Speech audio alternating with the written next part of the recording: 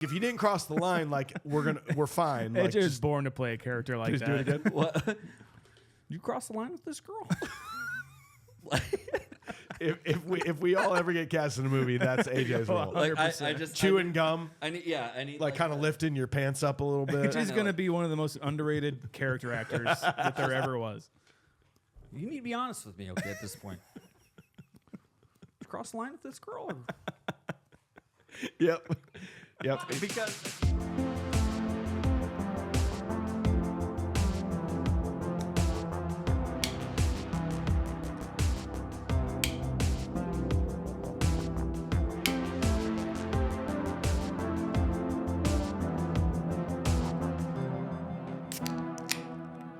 Well, hello and welcome to the Confused Breakfast. Do you remember the pure joy of a trip to the video rental store as a kid? Yeah. It's hard to beat the ease of the modern era and streaming platforms where you don't even have to leave your house. But there was something truly special about celebrating a successful school council campaign by heading to Blockbuster, picking out a movie by hand, and taking it home to watch. On this podcast, we revisit and dissect some of our favorite childhood movies from that magical era to see if they still move us the way they did as kids. My name is Mike Schulte. Joining me as always, if they died right now, I would throw myself into one of my dad's cement trucks and get poured into their tombs. Sean Pryor and AJ Venz, how the heck are you? It's very romantic. Everything okay? Okay. Straight up? No, it's not. No. Put on a happy face, man. Well, my dudes, on today's episode, we discuss one of the greatest high school movies of all time. Sure. A cynical story that was nominated for an Oscar and inspired the popular TV series Glee. We are, of course, talking about 1999's Election. Yeah. Well, dang it. Ladies and gentlemen, it's time for another nostalgic journey to the past with The Confused Breakfast. Sit back, relax, and enjoy wherever you are in the world. Take it away, boys. The cymbal hit on the snare is very underrated. Yeah. Yeah, the yeah. go past the downbeat to then hit the Well, downbeat. and I'm just saying to mute that Yep. on beat. Yeah, dude, beat. Yeah, cool. So, hey, if you're new to this podcast, Yeah. we will be reviewing Election scene by scene That's me. with a modern eye. But in order to do that properly, we feel that we have to talk about it nostalgically first so that we can bring it up and then we can sweep it under the rug. So, Sean, let's start with you. Tell us the first time you saw this movie, what your nostalgic rating was. I saw this movie because it was recommended to me through a podcast I really like called Pure Cinema Podcast. Host Elworthy Kane on there is a kind of kindred spirit of mine, I would say. He said that he liked Alexander Payne movies, but he's kind of making more Oscar baity films nowadays. And so he said everyone needs to check out Election because it's kind of raunchy and it's kind of got some bite to it and some attitude. And I'm like, okay, I like that. So Reese Witherspoon and some Matthew Broderick. I loved it when I first saw it. I'd have to give it probably a 7.5. 7.5 means love for Sean. AJ, what about you, man? No, there was this. I think just going through, the whole. I've never seen this movie, guys. I can't even ad lib on this right now. I can't riff. I never saw it. Like. This is, but if I had to say anything, this is probably the reason why is because this is the start of like when I started not liking Matthew Broderick. Yeah, I okay. had seen a lot of stuff prior to this Yes. that came out. Some came out ahead, some came out after. Well, Ferris Bueller, War Games. That was like my Matthew Broderick. But then you're getting like Cable Guy, Yeah. Election, Matthew Broderick. And it's just kind of he's playing this kind of lame everyman kind of a guy, you know, and he's like Ben Stiller before Ben Stiller. Yeah, like yeah. that role kind of. Yeah, and you're just, it's like, man, okay, but you know, it's like Jason Bateman. Mm-hmm. Jason Bateman does this a lot too, and I feel like we'll get into it, but never seen it, guys, and I'm excited to talk about it. Let you borrow my Blu-ray. You probably don't even remember me letting you borrow it. I don't. Did he keep it and never give it back? He kept it for like years. And Did it ever come back to you? Oh, I got it. I just had to take it You back. probably had to just steal it out of my place wherever. Hey, AJ, whenever. can I borrow your copy of Election? Yeah, sure, man. Oh yeah, dude. I didn't even know I had that. Let me know what you think when you check it out. AJ, I'm the exact same as you on this one. Like, I was not a Matthew Broderick fan. Such a piece of shit. Well, that's fine. That's why I was Sorry, trying to guys. keep going because I I know. didn't want you to feel self-loathing. I appreciate it. No, I was not a Matthew Broderick fan, and first of all, I hated the cover. I think this cover art should have been better. It's weird. It did no justice for this film, and I was smack dab in the middle of high school when I did see this, and I didn't know at the time that like my teachers could be evil yet. I hadn't quite learned that. I learned it later on in life That when I found out some bullshit that was going on. People. Yeah, I found out some bullshit that was going on in my school after the fact. But I didn't know that yet, and I thought this was a high school movie. It's not a high school movie. Like it's not for high schoolers. It's for adults to sort of look back on it. And so I hated it. I was a 4. I watched it one time like, fuck, I'm never watching that movie again. So God forbid I have to talk about it on a podcast. well, someday. luckily, our executive producer Starling said, "This is my choice, and you must watch this, and we must review it." Let's so do it. Fuck yeah, buddy. Starling says, "Thank you for reviewing one of the top 20 movies I've seen the most. This movie came out right after college when I started my love of seeing movies in theaters for the first time, not just Blockbuster. When Election came out in 99, it was a foregone conclusion that I, along with all my friends, were going to see this. Why? 2 words, Cruel Intentions. That movie spawned a new genre of movies, TV, and reality shows. Cruel Intentions crawled so Mean Girls and the CW network could run. Definitely. Pretty people with limited ethics and morals, but a shit ton of cash equals entertainment gold. With Election, we got to see Reese go from the goody two-shoes character in Intentions, but adding intense drive and ambition to become Tracy Flick. I understand her motivation and relate it on some level. It's interesting looking back that Reese's movies run in the late 90s goes from high school slut trope in Pleasantville, which was also fun, to devolving into a naive high schooler with Tracy. This was a fun movie era for me, and it was a solid 8.5 at the time. Nice. So if you look at our nostalgic rating, kids, we're a 6.66. Let's go, dude.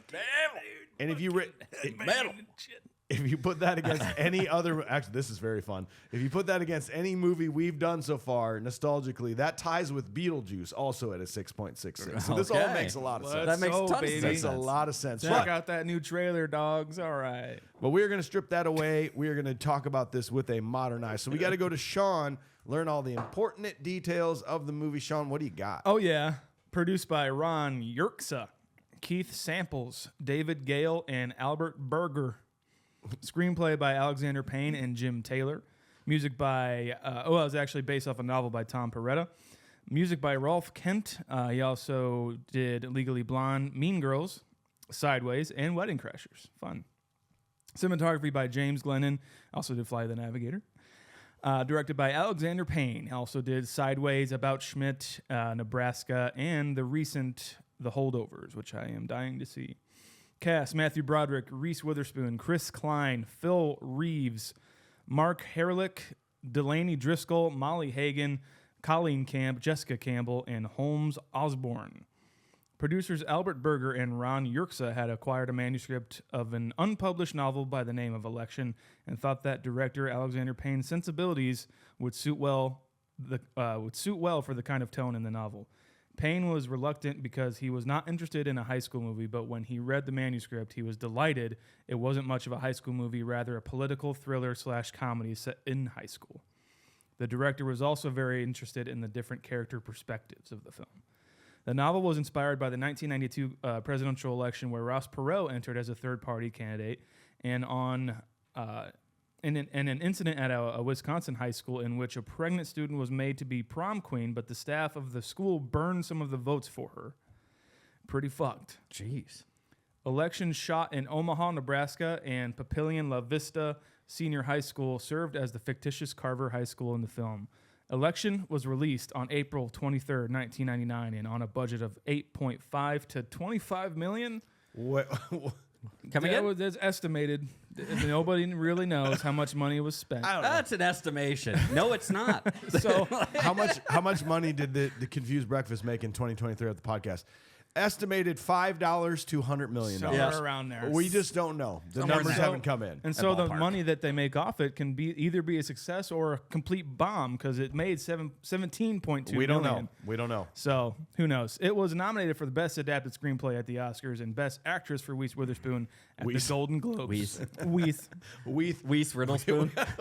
Weiss Riddlespoon. She's got it, this picture. She's not without it. Rither. Okay.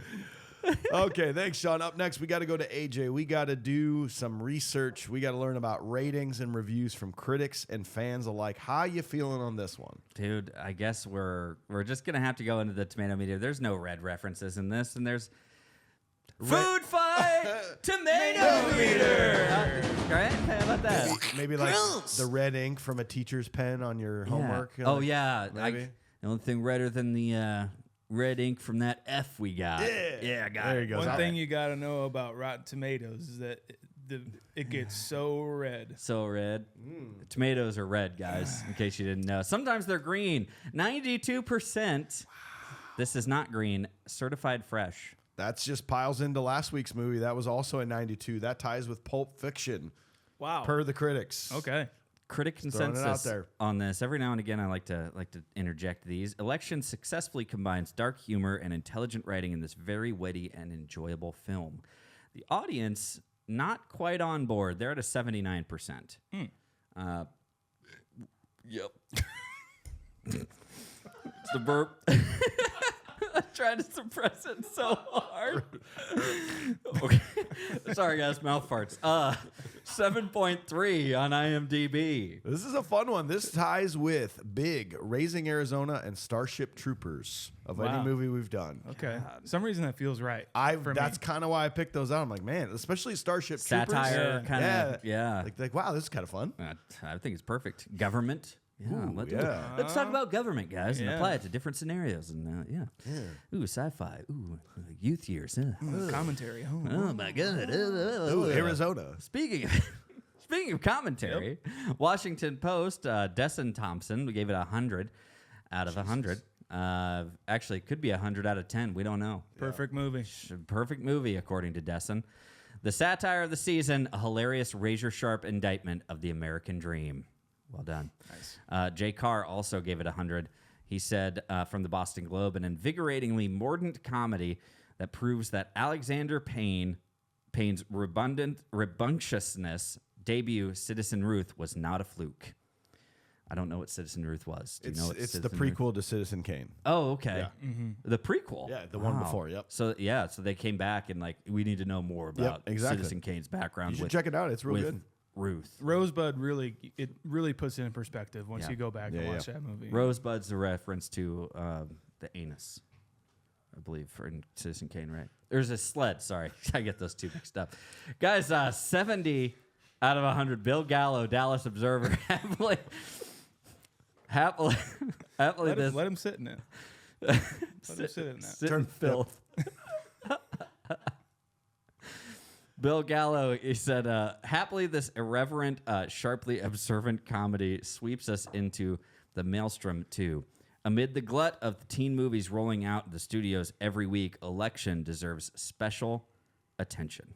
Nice. It was a 70. That was the lowest thing I saw on there, but we can go lower.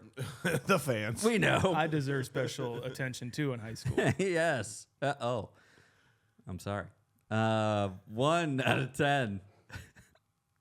Well, I thought it was a halfway fun movie until. What part? What part? Warning, spoilers. This is in 2020. No one was having a good time then. January 2020. Until they find the missing votes in the trash. Wait. So I was having a great time. But then they found the missing votes in the trash, and then the entire movie became complete garbage to where it's a 1. Literally garbage. Yeah, whoa.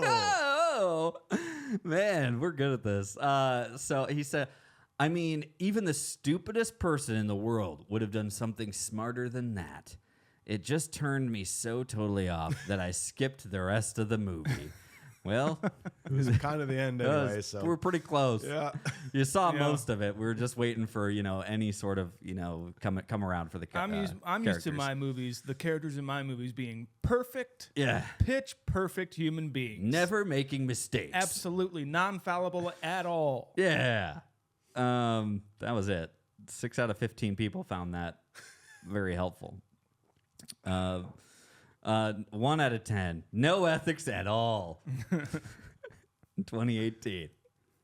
A high school teacher. Oh, what? Warning, spoilers. Oh, excuses. A high school teacher who was always talking about morals and ethics should not have ended being such a failure. The movie was pointless, and there is no moral at the end. In addition, I could not find any point to laugh at either, so it should not be categorized under the comedy genre. Oh. Thank you. Thank you for telling us that you Well, don't. we were want trying this. to find a comedy, and we almost hit play, and Yes. you told us that it's not a comedy, so we didn't pick it. This is ridiculous. You told me this is a comedy, and I got it strictly because you said this was a comedy. What is it to you? Ugh. What This- would you classify this movie? Trash. Trash? Yeah. Garbage. Anus. Anus. Rosebud.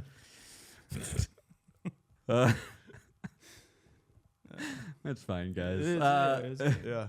Keep it going. We're good. Trashy- We're respected film critics. It's We fine. are. This is a fun one, guys. Actually, this is an 8 out of 10. We all knew a Tracy flick. 2020. I think this movie captures the classic stereotypes: overachiever, jock, sexually confused, and troubled teen. I so wanted Tracy Flick to get hers. I guess the movie tried to show that nobody's perfect and life isn't always fair. Okay. You got it. Thank you for grasping. You got it. Thank you. Yeah, I know that laid it out pretty well. Actually, I think in the context, guys, this is what we would normally call like, hey, that's a great review. Good review. Because that was an 8 out of 10. We all knew a Tracy Flick. And then, they did a Stereotypes great were spot job on. capturing this. And turns out, yeah, life isn't always fair. It's great. Move on with my life. And there we go. All right. We successfely talked about election. Off of that, I can either choose to watch it or not based on my own feelings, So, yeah, that's what it is. That's not how it works. Oh, shit. That's not how IMDb works. Yes. How about just one more? Not funny, not sexy, just awful. Who said it was supposed to be sexy? No Did one. the trailers like There's a cute sexy blonde girl comedy. in it. You know what? Xeno Dad, 1999, thought it was supposed to be sexy. Xeno Dad is sitting there like, this isn't sexy. High school is supposed to be sexy. I thought this was supposed to be a high school movie that's sexy. I He's saw sitting Cruel down in his Intentions. basement Wow. with a crate full of God, porno, get just like outta Matthew here. Broderick is. He opens up his porno case and elections in Elections in it. That's fuck a yeah. that's I'm a part of removing his that stash. from the porno. That's not classified here anymore. I'll put that back on the shelf for the kids to watch. there. Ooh, I better look inside of that VHS, make sure it's the right tape. Yeah. Okay, gotcha. Yeah. Sanitize. The movie was a real disappointment. The humor is spread very thin, interrupted by lots and lots of sex scenes. Gratuitous, implicit sex abounds, but nothing erotic is involved. Damn it! I didn't get a boner once. It's ridiculous. Believe me, I'm no prude. You sure? But how many sex scenes do you need in a movie less than 2 hours long? There's a lesbian scene, a teacher-student scene, an adultery scene, a fellatio scene, a porno movie viewing scene, and 2 belabored marital sex scenes. Not one of them is the least bit erotic. Cool. What was the point? Humans have sex, buddy. There is humor. Turns out sex isn't like pornos in real life. Weird. He thought he was like getting away with this. Like he didn't want to go to that section of the movie store this time around. So he decided to find like what's kind of supposed to be erotic. Yeah, this will get me going. Election, well, politics. I misread the title. I thought it said erection. This guy watches porno and expects everyday life to be like that. Like when I was single, I never once walked into a room and a girl was stuck in my washing machine. Nope. That's once. never happened to me once. Not once. I've tried to get smaller washing machines. It never works, guys. Sorry, it doesn't work.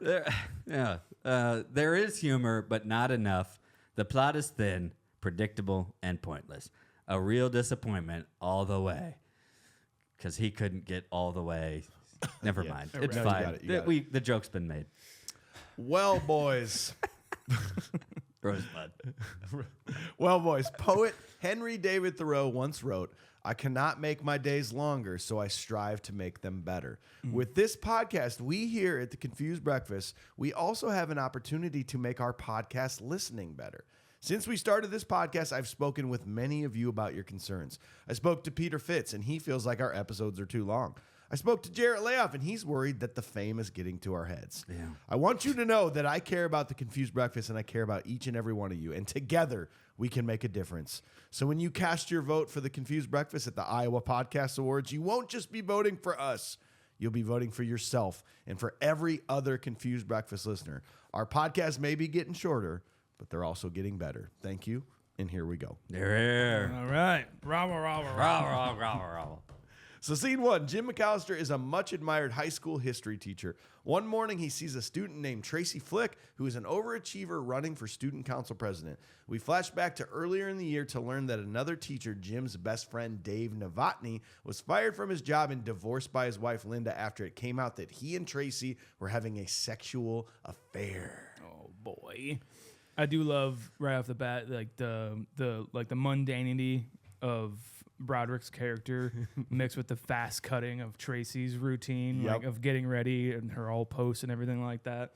And then she's immediately there as he gets to school. Like he gets there early too. Oh, Like, yeah. it seems like he opens it up pretty much. I mean, he's there to basically work out and shower, and Yeah. he's still the first one at school.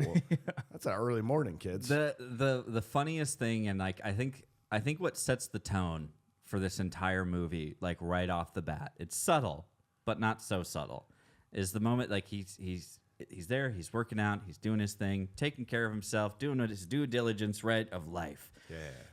And they just linger in that shower for long enough for him to clean his ass. Right as his hand goes down. Yeah, like I mean, and they let it like sit on that for just long enough. It's like, yeah, of course you shower, you get ready, but it's like washing the ass, like really aggressive. We all do it, just And never so- showing it on TV. Yeah, it's like it's kind of like a perfect setup to like this whole thing of very perfect kind of layout of this morning routine that this well-respected teacher has, and we're gonna wait so you could watch him wash his ass, and like that's very funny, Yeah. you know. And I didn't catch it on like the very first watch because I was just trying to get acquainted with Oh, it, yeah. right? You know, and I'm like. It's just weird, and I'm wondering if it's boring or not. And then at the same time, upon second watch, it's not terribly boring to me, I guess, as far as opening credits go. Well, we see. I love this opening. This opening is Yeah. fantastic. But it's interesting because in this opening scene, we essentially see his downfall. The one moment that potentially like kind of ruins everything is when he's cleaning out the fridge, and Right. he throws Yeah. the thing. He's doing something nice. Like this is what if you've ever worked in an office, refrigerators are disgusting. They are. And Nobody people just leave. They just leave their shit in there. Yep. And so he's doing something really nice here by throwing some stuff away, and he misses the trash can. The janitor walks by, Just watching him. but we have to assume that he cleaned that up. He's not going to do all this. He immediately, like 2 seconds later, turned around and went, "Oh shit!" Thank you. If he's taking the time to clean out the fridge, he's probably Yes. gonna clean up whatever he just dropped on the floor. But because Yeah. this fucking bullshit janitor Yeah. is just creeping around, going, "Oh, weird. He threw something on the floor. He's not going to pick it up." Like this is the downfall of the movie for him. Right. This The moment. janitor left before he cleaned it up. Like he just watched him Yeah. make it fall on the floor, and he's like, "Fucking Christ!" Or he bro, just goes away. Or bro, do your fucking job and Oh, just yeah. walk in and be like, "I'll get that for you, Mr. McAllister, because Yeah. I'm the fucking janitor." Because I'm the janitor, and you've probably been nice to me lots of the time as well. Yes. Because you're nice to everybody. Super freaking weird. Oh, hey, Yep, you dropped that. So how's the morning going? Ready for kind of a crazy week this week? Oh, huh? man, election week, right? Wow. Oh man, I know that's big for you because you're the politics, ethics, and whatever teacher, Well, hey, and government teacher. I know it's big for you too because you're going to have to pull down all the signs off the walls after this week's over and trash them. If there's anything we can do to make sure make it a little easier on you, if there's a better tape we could use so you don't have to peel off the wall, man. anything we could do to help you out, or maybe the students can go around. No, that's great, man. Have a good day. I'll see you tomorrow. Sounds I'll think good, about man. this a little bit. Hey, okay? thanks for helping me pick this up. Yeah, too. no problem. I'll All come back with a mop. There's a little left. Oh, thanks. Cool.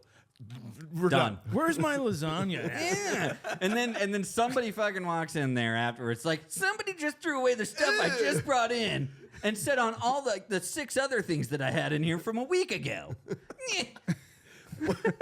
I'm gonna, that tuna in there. That's 3 weeks it's been in there. I'm gonna put it in the microwave later. Yeah.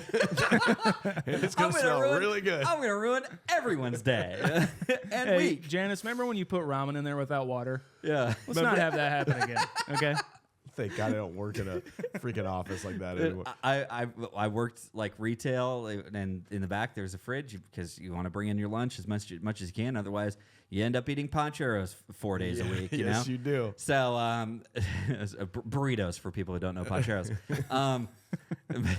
And so, but you walk in there, and there are literally points where you're like, I'm not putting there's a box of pizza, and then there's like all other like stuff in there too, like these containers, open containers of stuff from when they did the group lunch. Yep. And you're like, I'm not putting my food in there. I would rather it sit out on the counter.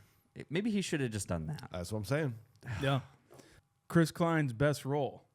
You really think that? Yeah, I do. This is fucking first role. I think I'm in on it. I think it's it's amazing. It's better than Just Friends?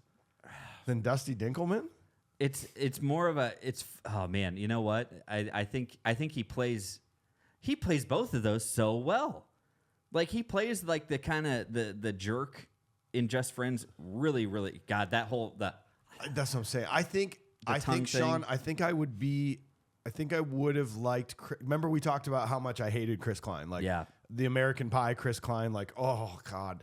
But I think Suck me beautiful. I think I would have liked him better in American Pie had I really paid more attention to this movie, because this is what it kind of comes from. I think it's the best of Dusty Dinkelman and American Pie kind of put together. Like I think that it's so layered in the way that he's so dumb that he doesn't realize his jockness. Like he doesn't Right. He doesn't. The privileges that brings you as like being an attractive star quarterback in the high school. Like you get ladies, and like whenever he doesn't like pursue the ladies, they just kind of come to him and he's like, "Wow, she sucked my cock. That's fucking sick." I never understood. And then we'd go back to her place for a fuck in a hot tub. And you're just like, it's so innocent the way he talks about this. I was complete surprise when she just decided to blow me. And it's like he's completely ignorant to like who he is. He's like if Dusty Dinkelman was the character that Dusty plays, like as the really nice guy. Yes. He's like if that character was real, Well, and then it makes you wonder because this is literally his first role. Yeah. He was a student at the high school that they were like scouting out, and he was just trying to be an extra, and they're like, "No, actually, you're really great." Great. So it calls to mind like, is this really just who Chris Klein is? Maybe. Oh, man. Like, is that actually him being himself and just playing the role? Hey Well, guys, there's I'm only- really stoked to be here. I really can't wait to Can be you in your imagine movie. like him walking up to Reese Witherspoon just like that? It's like, hey guys, I'm super excited to be here. Just thank you so much for letting me be a part of it. And Reese Witherspoon's just like, yeah, but fuck. Like, You want to go over your lines or not? Because like, I have work to do. we have things to do, right? So, but there is. And we can talk a little bit more about it later too, but there is one part where I may put this performance over Just Friends. Okay. On when it comes up, I'll bring it up. But I don't know. I think I one of my favorite parts of this though is kind of it's this multi-narration and how that gives you the different perspectives of the characters. Well, do you think it's unreliable narrator stuff going on here? Because there are so many people telling the story from their own perspectives. Right. That, like, who are we supposed to necessarily? I think that's part of the story. Yeah. I think that never comes to mind for me because I think it's just like this is the story. It's the story. It's like everybody's unreliable, and like I'm sure everyone like. I think the tone of the movie is that like people are wash their asses in showers, you know, and we just don't see any of that. People don't talk about that. So I think them trumping it up is just them another kind of point of contention for their characters. Yeah. And that's just the way they are. But I do agree with you. Like, this is what makes the movie for me, because like, honestly, I would be like, okay, yeah, this is kind of fun, I guess. Like, he's washing his ass. That's funny. I've never really seen that in movies and stuff. But then we get these perspectives of everybody, and that is what's catching us up with everything. Like, this is our exposition of everybody. Everyone's chipping in on the exposition, and it's really smart. It's really fucking cool. This movie just brought that kind of stuff, and this brought me back so hard to be like, why didn't I like this movie? This whole like when it freezes on her face. Yeah. First of all, what a perfect place to just freeze it. She was Thank pissed you for about saying it. that. Was she really? Yeah, she was pissed. Reese Shut up, Witherspoon Reese. was? Take one for the fucking team. It's like Jesus so Christ. perfect for the movie. It has to be that way. Yeah. But like, this is just such brilliant filmmaking and writing, because it frees. She's about to tell us what the difference of ethics and morals are, which, by the way, I think is one of the hardest concepts to even grasp anyway. So most listeners are going, yeah, I do want to know the difference between ethics and morals. And it stops on her. And then like 2 minutes later, it's like, oh, by the way, it unfreezes her to where she could start talking again, but she doesn't finish, and it freezes on her again. And then like 8 minutes later, it comes back to her again, and she still doesn't finish the ethics morals conversation. The bell rings. And eventually we like learn it way later from someone else. Because you just saw all of her ethics and morals in those flashbacks. It's Like, just like, it's not going to let her answer, because that's truly her, you know? dude, it's like this movie's brilliant. Like, it is just, I'm immediately on the couch going, I was dreading this movie. When Starling said, let's watch it, I'm like, God, I just don't want to watch that movie. I've never wanted to watch it Even when again. I put it on my top 5 for 1999? No. Fuck, man. Like, I was like, well, Sean likes movies. And Sean likes weird fucking movies. We all know that. But I'm immediately like, yeah. I'm like on my couch going, I can't wait to watch the rest of this, because I finally understood the tone of what was going on. I just didn't understand it back then. I didn't know what they were going for. There's a proper depth that is like kind of laid out on these characters, and I think this kind of gives us a bit of a clinic on that, because to understand like depth of a character, you don't have to give a bunch of like context or you know, have somebody laying it all out for you. All we need is to be able to watch this guy wash his ass for a little bit, or learn a little bit more of the like his perspective on what happened with between Tracy and his friend who was also a teacher, Dave. That cut to the oh, dude. The thing about Tracy Flick, her pussy gets so and wet, it's just you wouldn't believe it. It's right on his face. And he's like, what? Yeah, it's just right. Don't tell me that shit. Like, don't tell me that. They're playing music together. Dude, that's my fucking future. Sean, that creeps me the fuck out. And we're gonna talk about this next week with Rockstar. But like, the fact that he just talked about having an affair with an underage girl and how in love he is, to him playing fucking guitar in his basement. It's like, guitar, it and creeps Broderick. me out. Broderick is just playing bass. There's no drummer. There's no drums. Foxy. Yeah, There's no beat. Sean's going, oh, that's my future. I'm going, I'm done playing music. Like, I don't want this to ever happen for and you know what? Like, they have what should be this great friendship. Their wives become best friends. They're like hanging out and just kind of, I don't know, what do you call that? Saturday morning or whatever. It's a fun thing that, the guys want to get together and jam a little bit or something. I'll come on over with them, and like, I'll bring Daryl too, and like, it's fun, you know. They shut the door. Yeah, like, it's fine, right? Like, it's all, but then you have that whole cutaway, and like and especially like him just coming up to, like, it makes you wonder, how did this conversation between the two of them start? Did he just come up with this? He needed to say. He needed to tell somebody. He's truly thinks he's in love. Like, he's so excited to tell him about this. Yeah. Which is so. It creeps me out. It just like her saying that he wasn't taking advantage of her. Like, it's like, no. Like, he was. And when they show like, and I think it's her perspective that kind of dives deeper in to like, It wasn't him like taking advantage of me. I was in control. We were no, you doing weren't. that. It was a mutual thing, and it's just like we just watched that back, and like he approached you, and this is very. He said strange. the right things. He's like, you're just so smart and amazing and beautiful and like it's just like whatever. I don't even know if that's the right term. It's like the grooming thing. Yeah, It's just like it just creeps me the fuck out. I thought when he was handing her the can, it was like alcohol. 100%. And I was like, that's even taking. But it's like Mr. Pibb or some shit. It was mug root beer. It was a Root beer. diet Mug root beer. Yeah. Hell yeah. And the card that he gives her, Oh, dude. your teacher is in quotation marks, and P.S. I really, really, really need you now. God. He's like, And then it goes down to him crying in the chair. We're in love. I need to ask you. The principal might be.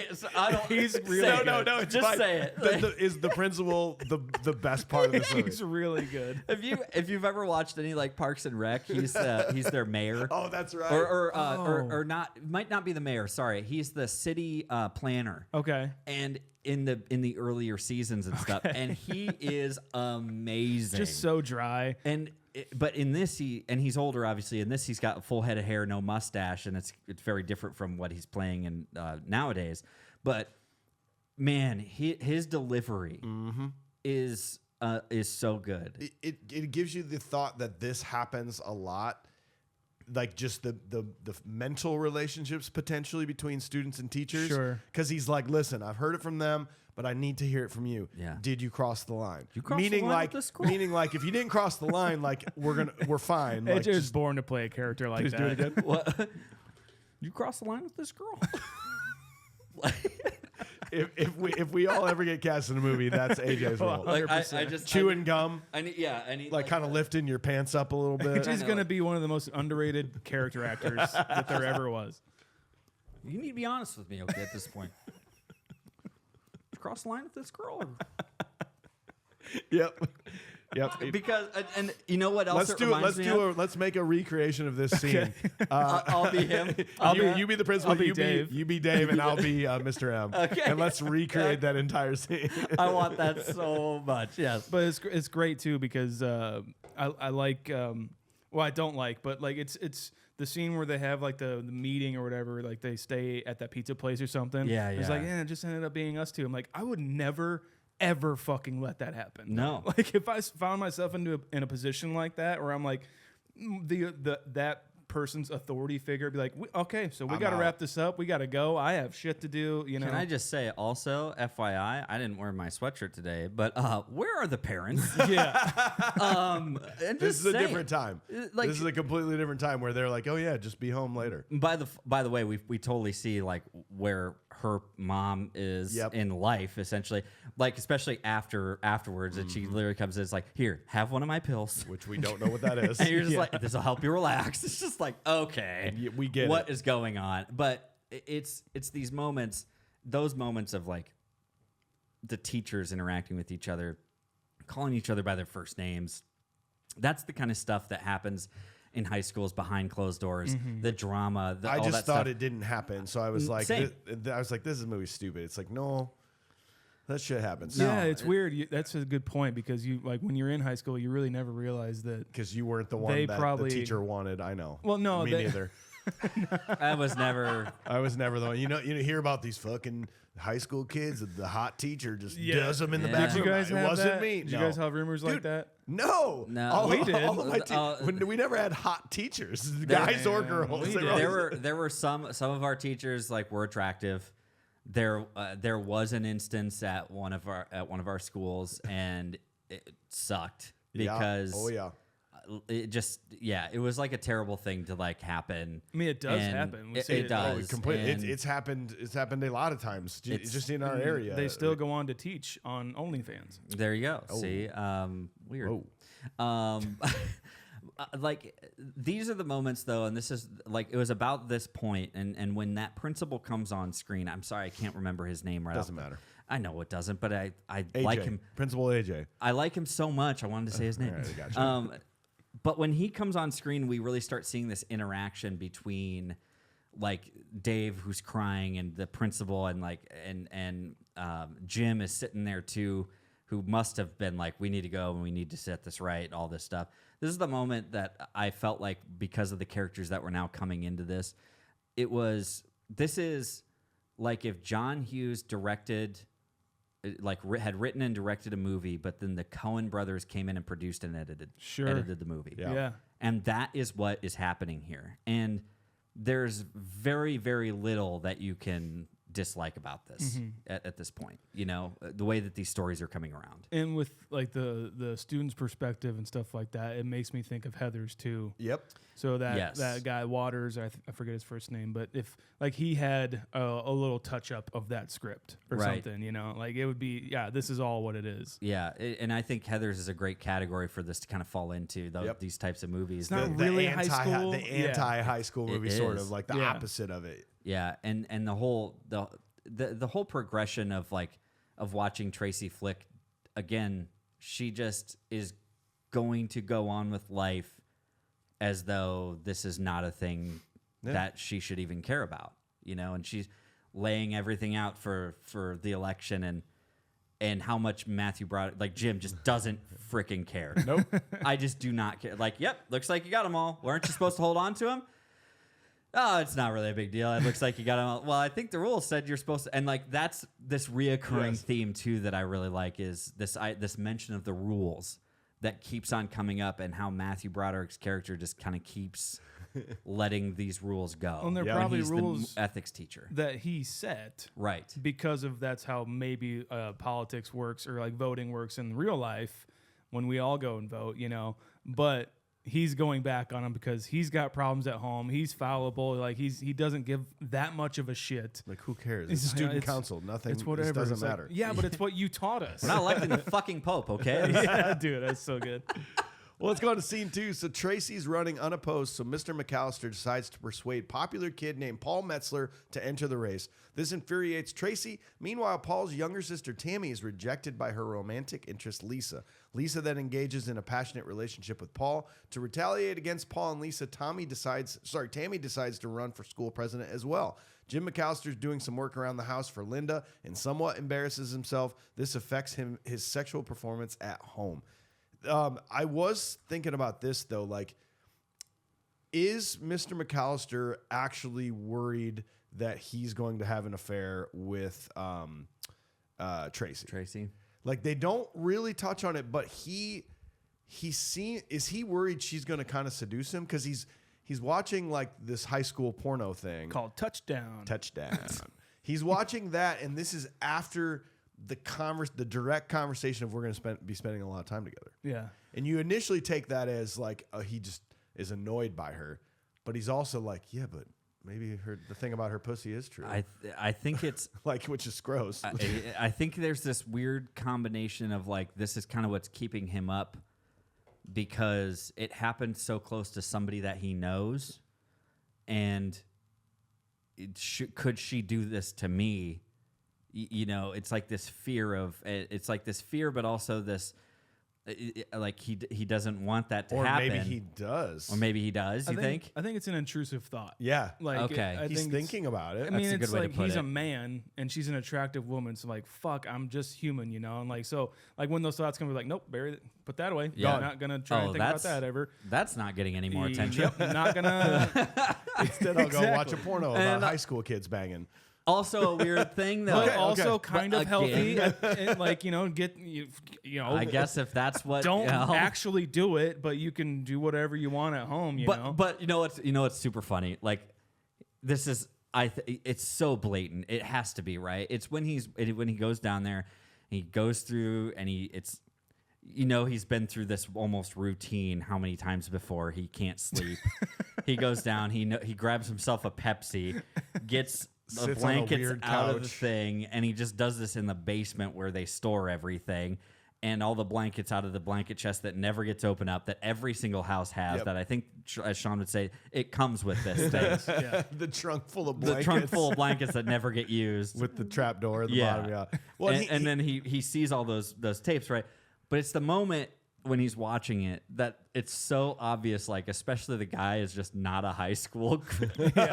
It's like he's obviously older, and then like it even goes as far as to show like the bald spot on his head. Like, he's an actual professional football player. It's just funny, you know, like that's the kind of shit that's I think is funny. Obviously that guy is not a high school kid in this movie. Yes. No one else is in these scenarios. It's all kind of tying itself together. I don't know. Prop Sorry, me, Daddy. Prop you, daddy? Oh. Ooh, here's a prop. I need touchdown for my VHS collection. You want it for your collection? Yeah, because You don't somebody's want probably the- not going to pull it out and be like, what the fuck? What is Nobody's this? going to watch Touchdown. Yo, you remember the porno for my election? You don't want the What are you talking about? Put it on. We want it here. Yeah. We want it in our collection. we would just put it in between other VHSs. Yeah. It's just whatever. Touchdown. Like Remember the Titans and another sports And then thing. touchdown, and Yeah. then Varsity Blues. Yes. And, yeah. There you go. I want 100%. I mean, all of Paul's running for president posters are. Damn it, are just you gonna like- do it? Okay. I want. There's a lot of good ones, but I want Paul Metzler, you Betzler. That's what I want to do. That's. I mean, like It's the best poster. that's fucking genius. Paul Metzler, you bet. You bet. You Betzler. Betzler. Like when he's in the car and he's considering. Dude, I love And that. he's like, Paul, power. Progress. Peanut.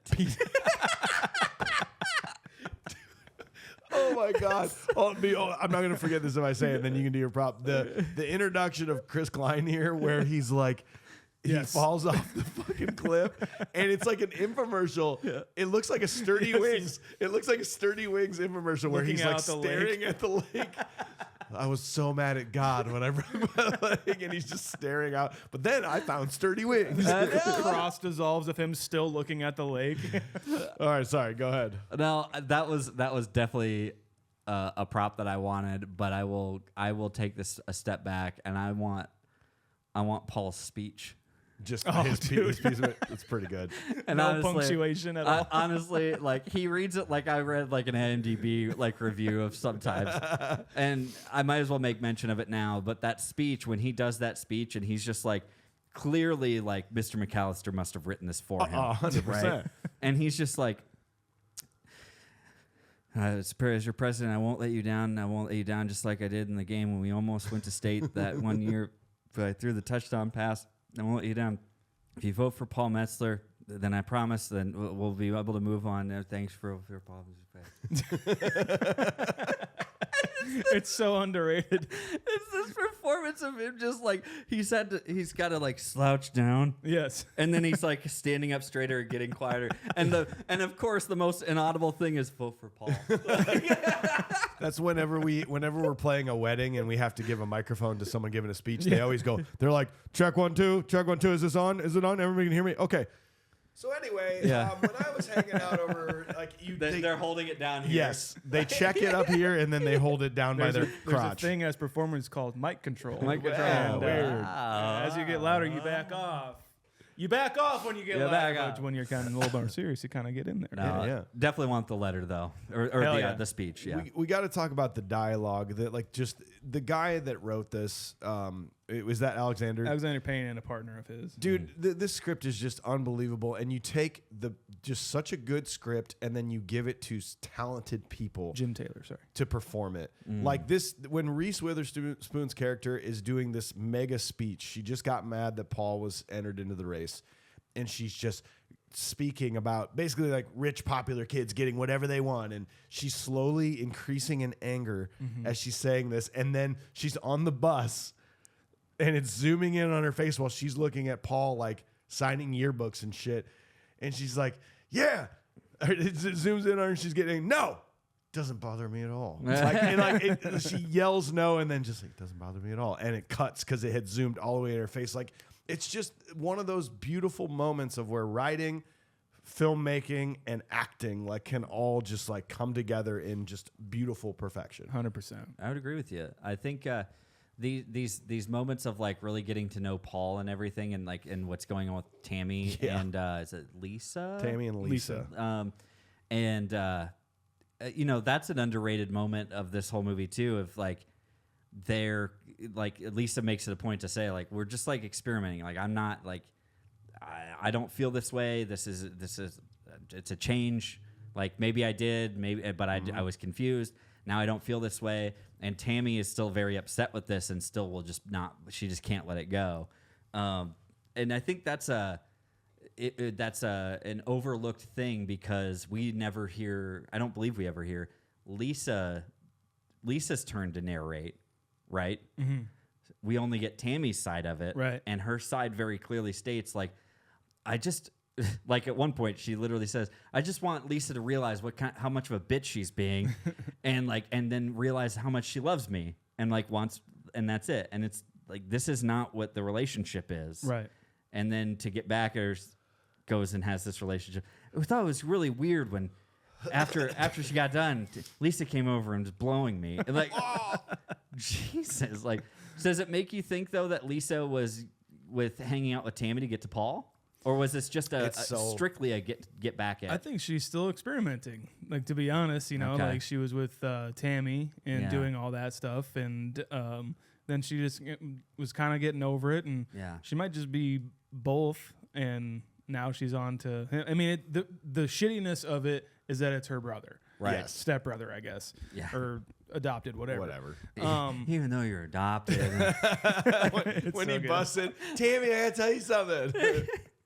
I do like that, and I like that it, the immaturity of it, because I'm sure Tammy feels like she's the only one that's like that at the school, and she finally found the other person that might be like that, and then it just turns out not, and then fucking stabs her in the back and goes with her brother, right? Yeah, that's tough. Like that does really suck. But yeah, I'm not sure. I think she was just going to the closest thing, the jock, and the closest thing that could maybe completely hopefully shut down Tammy's pursuance. Yeah, really. Like going to the man in the class. Yeah. Right. This the subtle awesome parts of this when they're having the conversation. He's asking Paul to run for student council, and he does the apples and oranges thing. Yeah. But before that, he even said, "What's your favorite fruit?" Pears. No, wait, apples. And apples. And then he's talking about apples and oranges. Wait, actually bananas. Actually, but I do really like bananas. I also when like he's bananas. done with the explanation. Yes, when bananas. he actually listened to nothing he said because he Still was ready. thinking about He fruit. was ready to talk. But then, like 10 minutes later, he walks into the kitchen and there are apples, oranges, pears, and bananas. Yeah. And he picks the banana. Right. It's really smart. Like even earlier too, when they're having the argument about Tracy and Dave, I think he says, I'm not talking about ethics. I'm talking about morals, is what Jim McAllister, Jim says. And he's like, "What's the difference?" And he's like, they're still in that flashback. It's so good. They're still caught in this almost to that degree. And I think it's funny. You mentioned like the apples, oranges, and the bananas, and there's like references that Mr. McAllister has apples in shots with him all the time. Yeah, sure. And I was trying really hard in the last watch that I was doing to see if there were any references to what Tracy might be, but I didn't catch any. If there was like any oranges there or anything in her shots, and I couldn't tell. But I didn't know if you guys had caught on to that at all. Because he'll always go in, like when he goes in, he picks up an apple to eat. There's an apple behind him. When he's like, there's like different references of how they're all different. Well, the subtle placement of things, like she's talking about Coca-Cola, but he's always got Pepsi's. Yeah. Like there's just subtle things that you don't have to notice. It doesn't enhance the story at all. But if you do, it's cool. It's just extra little. It's like it's a nice nod. It's very much in dressing people in specific colors to basically create a subconscious of they're on opposite teams. Oh yeah, you know what I mean. It's telling the story visually too. Like, well, that could be the apples and oranges thing. I think what you're getting at is Pepsi and cola. Like she's a cola, Pepsi, and apples and oranges. She's it's by far the most popular soda like in the world. Yeah. But he doesn't want to get on board. He wants to continue to drink his Pepsi. Yeah. Nobody likes Pepsi. No one likes Pepsi. No. I kind of like Pepsi. What? Don't talk. Dude, Don't Pepsi even Blue? Pepsi Blue, let's go. Crystal clear Pepsi? That tasted weird. Pepsi Crystal. Can I get a Pepsi free? Can we talk about You gotta pay Broderick? for it. Can we talk about Broderick in this? Yeah, please. So, like, coming from Ferris Bueller's Day Off, obviously, which is basically a high school movie, I guess. Like, he's the high schooler in it. But then to this role, I think is just brilliant, perfect casting. Like, to have the icon of all icons of one of the, seminal John Hughes high school movies, and the star of that come and do this just stripped away, non-character, just very human, very flawed, washing his ass type character, I think is perfect casting. He's just so good at playing that role. Like, He I is. never appreciated it. Like I will eventually get to Cable Guy. I hated Cable Guy. I did too. Yeah. I fucking hated it. I just didn't like that this isn't my Matthew Broderick and this isn't my Jim Carrey. What the fuck's going on here? Yeah. And so, but then now you can really appreciate it when you go back and to these type of movies to be like, damn, Matthew Broderick, like you nailed it. Yeah. He is- the subtle reactions he has to like the bullshit traits he does, just like, okay, that Yeah. kind of shit is His eyes brilliant. tell a lot. It really And, does. Yeah, even with the bee sting, and he's Yes. only got the one eye, and he's still so expressive with that. It's so funny to watch him. Like it's like watching a Two-Faced character at that point. Yeah. You know what Yeah. I mean? Because you especially if you just focus on one eye, like if you focus on the one that wasn't stung, he's a different character than the guy who did get stung. It's so crazy. I don't know what kind of a makeup thing that was, whatever. That's interesting. I like that a lot. But it's very well done. But I think that for Matthew Broderick, I literally watched War Games in between watching Oh, yeah? this a couple times. I did not watch Ferris Bueller. People are saying that we got to do Ferris I Bueller mean, if it's we go to time. Chicago. Oh, there's so many. There's so in many. fact, here's your reminder again, people of Chicago. We know you listen. Our analytics say that you're one of our most listened to towns. If that is the case, go directly to the link in this episode and click on it. Put your name on there. You'll be first dibs for a possible live show in Chicago. But That's right. that brings up the case of we have to do a movie about Chicago, and there are so many good ones that we still have not done. A lot of good So ones. many good. So then we may have to leave it up to a vote at that point for our Chicago I know. fans. Maybe. We might have to. I mean, but Ferris Bueller I've put off watching that movie again and again because I know we're going to get to it eventually. But thinking about him, I'm just like, are we sure this isn't Ferris Bueller? Oh. What if this was?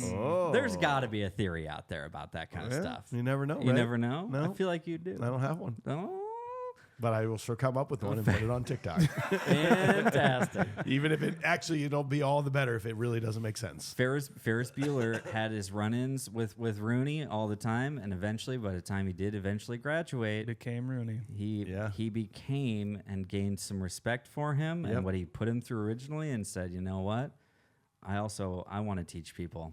Just like he teaches Cameron. How can I reach and everyone these else. kids? How can I reach these kids? Talking about the script a little bit more too. I love the way that they introduce these characters, and they seem inconsequential to the story until they aren't, because like they're introducing them for a reason. Like Tammy, is everyone pretty much gets introduced because they're going to become a cog in this story. Yep. It's not just because we're trailing off for a bit and having fun over here for a bit. It's like this matters. Get to know them real quick. We'll bring them in later. Yeah, and like it's Linda too. I think here in this scene. Yeah, exactly. Yeah, it's they're bringing all these characters in where they could just be like, we need to be funny, so we need to derail a little bit and go over here and have fun a little bit. But then that won't ever be a thing. But that is a thing in this movie, and I fucking love that. It's really smart. It calls the question. The thing I talked about, the reliable narrator. Like, do we really believe that Mr. McAllister is like a good guy? We're supposed to believe it, but this is his story, being like, I'm a good guy, and all this bad stuff happened to me. But even in the subtle things, like when he's with Linda and they drive past the hotel, and he's like, "Want to get a room?" Like, that's not a good joke. And Especially even if, after there was just an affair that, like, or maybe sorry for stating the obvious. yeah, it's not a funny joke, and even if you're not a funny person, that's like not. That's like, I can't imagine like driving Katie somewhere and being like, "Hey, I want to get a room." Yeah, exactly. Like I just like that would never even be a thing that I would think to say. Yeah. And so that's just where you start to get these little hints of like, huh. I think he's just unfortunately extremely normal. I think that's it. I think Like, there is I think you're right. I think that there is a point where he has just been in this life very much like Tracy says, doing the same thing over and over again, year after year, to new people, and watching students go on with their lives and go do great things, and he's still here doing this one thing, and like he's caught in this like circular mundanity of his life. Yep. And now that something has changed in it, like Lisa, or what's her name? Linda is now all this stuff happened with his best friend and his wife, and this is like it's like a spoke falling off the wheel, and now it's making it bump, and it's like it's causing this thing now. In the his life. The routine's not the same. I'm looking at Linda a different way now because of this now thing. he has to spend time with her to help around the house. Right. Fucking up his... And then maybe because he's spending so much time there, he's not staying with his morning routines of working out. Right. Because we don't really see... We're implied that he does that every morning, but then he never does it again. Yeah. He starts falling off his like healthy habits. Sure. Which start bringing in negative habits. Like that's a great point. Like the one thing changed in his normal mundanity, and now it's like, oh fuck. He desperately needs a thing. Yeah. Like, he does. He needs a hobby. He needs something to like get him out of this mundanity that's just it will cripple you. Apparently, this fear that he has that he loves his wife. That's as he's kind of stating, and like we're two parts of this. Like we're very together. And it's almost this kind of convincing himself kind of idea. Oh, yeah. Because then once Linda is freed up and he starts looking at her in a different way, and then it's like, I don't know what to do. Like now it's all being thrown off. Now I have to go help her out. And now it's like, that's what I'm supposed to be doing as the good neighbor or good friend. And it's like, it's a weird thing that he's almost convincing himself of. It's almost psychotic in the way of like you give yourself these little allowances to do bad things, and like every time you do, one gets worse and one gets worse, so he throws out that subtle joke to be like, okay, that didn't work. Okay, wow, okay. Yeah. Did not, man. Okay. Well, let's move on to scene 3. So during a school assembly to hear the candidates' speeches, Tammy rallies the students to a standing ovation, but her subversive diatribe results in her getting a suspension from school. Tracy has an uncharacteristic fit of rage and destroys all of Paul's campaign posters. She then drives to a local power plant to dispose of them shredded posters in a nearby dumpster, but Tammy witnesses it. The next day, when Mr. McAllister confronts Tammy about the missing posters and Tracy adamantly claims innocence, Tammy arrives and takes the blame to be permanently expelled out of school and be sent to an all-girls Catholic school. Yeah, you already talked about Paul's speech being unreal. Like, I love Tammy's speech too, because it perfectly supplants like how school council elections were. There was always the really goody two-shoes one that was strictly doing it to put on their resume for later on in life. Right. Then there was always just the really popular person that's like, that'd be fun, I guess, whatever. And then there was always the anarchist kid that was like, lunch period's going to be 2 hours long. It'll be we're going to have free soda in the lounge every day, and that's who Tammy is. And I fucking love her. She gets suspended for 3 days. I got suspended for 3 days my senior year, and it's the perfect explanation. She's like, I got suspended for 3 days. It's a little vacation. It's a mini vacation. You literally have no responsibilities, and you don't have to go to school for 3 days. Yeah. Like, it was awesome. And she's perfectly explains that, and her speech is so great because the students are like, "Fuck yeah, we don't care about this. This is so stupid." Dude, it doesn't affect anybody. It doesn't change anything for anyone. It doesn't make anybody smarter. It doesn't make them more like.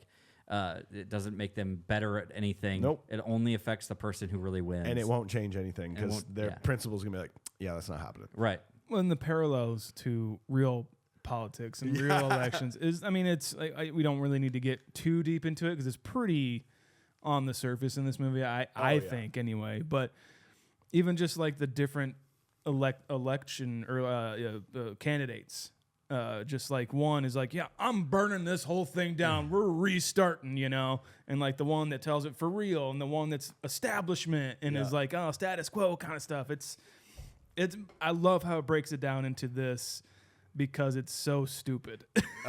Paul's basically like the candidate with the donors. Because he's got McAllister behind him being like, here, we'll give you everything you need. Here's your speeches. Yeah. It's fucking cool. And then Tammy is basically after her speech, and because she's kind of causing this, animosity amongst the election itself, this third-party candidate kind of a thing, that's basically, then we cut to principal who says, I want her out of it. I don't want her to be a Kick part her of out this. of school. Kick her out of school. We can't do that. We can't. Well, we can't not let her be a part just because we didn't like her speech. He's like, I guess. It's The 3-day but suspension. 3-day suspension, and they basically work to get her out of the election eventually because they don't want they her don't. changing anything about the way we've always done it with 2 parties. 2 parties. Get That's her right. out of here. Yep. Man, see? Think about it, man. Think about that shit. Think about how we're all just sheeple. Wake up, sheeple! You gotta wake up. Anytime anyone ever says wake up, I immediately am like, fuck you. Rock the vote. Rock the vote. Yeah. Fuck. I am awake. I'm really awake. And I want to go to bed. Rather actually. I be asleep. I want to.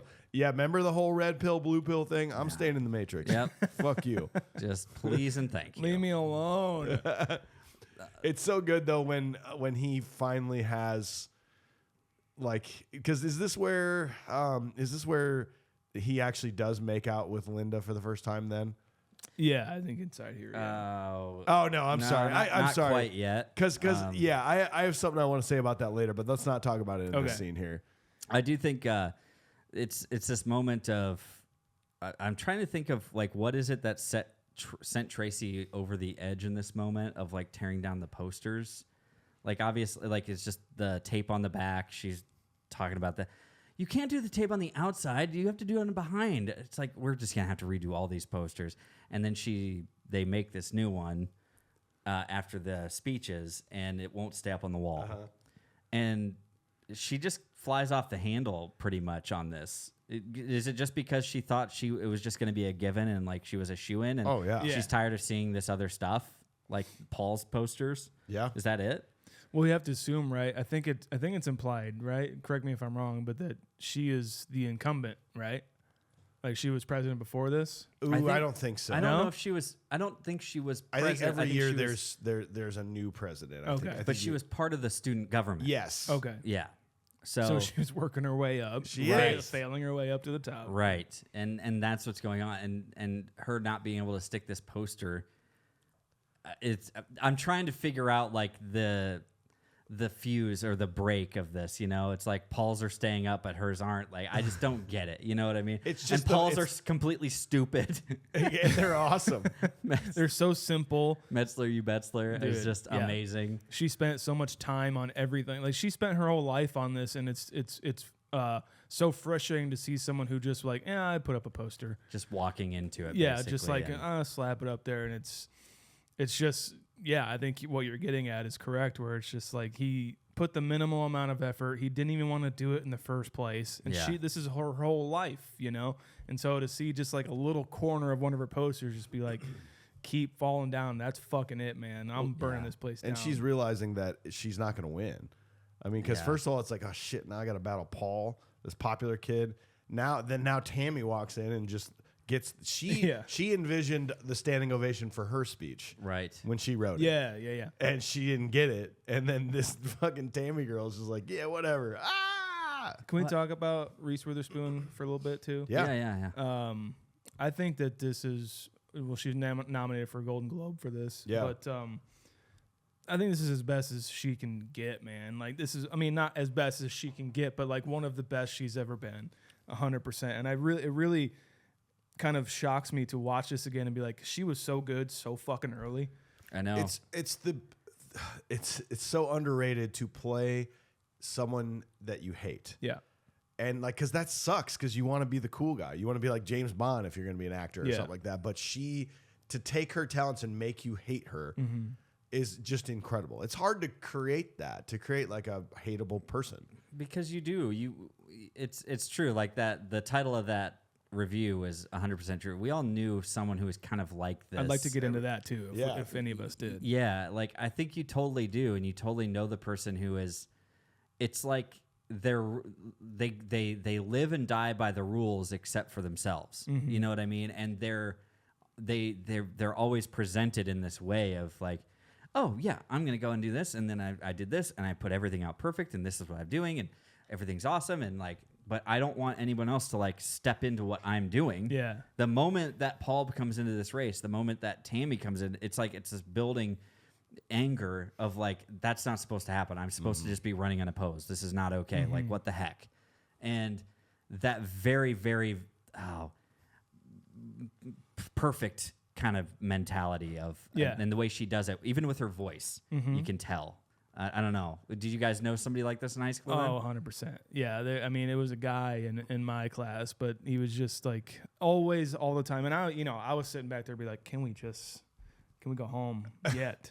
Yeah. And he was like, I know this. And like, if it was something like it would, but I would notice like the teachers, cause no one else would be raising their hand and be like, anybody else? Yeah. Like Broderick does in this, it's just, but I also see, and maybe it could be like this in these kinds of people's lives too. Like she's almost a Heather because her parents are like not, like, especially her mom, just like, here's a pill to calm you down. Yeah. Like I don't want to actually parent you.